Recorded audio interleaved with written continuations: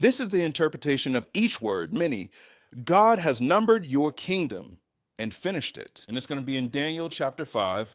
I'm going to actually read verses 1 through 12, and then I'll read Daniel chapter 5, verses 25 through 31. And it reads, Belshazzar, the king, made a great feast for 1,000 of his lords and drank wine in the presence of the 1,000. Verse 2, while he tasted the wine, Belshazzar gave the command to bring the gold and silver vessels which his father Nebuchadnezzar had taken from the temple which had been in Jerusalem, that the king and his lords, his wives and his concubines might drink from them. Verse 3, then they brought the gold vessels that had been taken from the temple of the house of God, which had been in Jerusalem, and the king and his lords, his wives and his concubines drank from them. They drank wine and praised the gods of gold and silver, bronze and iron, wood and stone.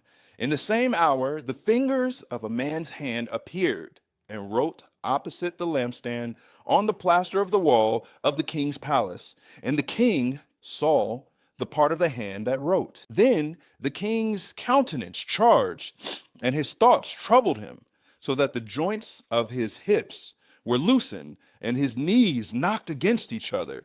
The king cried aloud to bring in the astrologers, the Chaldeans, the soothsayers. The king spoke, saying to the wise men of Babylon, whoever reads this writing and tells me its interpretation shall be clothed with purple and have a chain of gold around his neck, and he shall be the third ruler in the kingdom. And all the king's wise men came, but they could not read the writing or make known to the king its interpretation. Then King Belshazzar was greatly troubled, his countenance was changed, and his lords were astonished.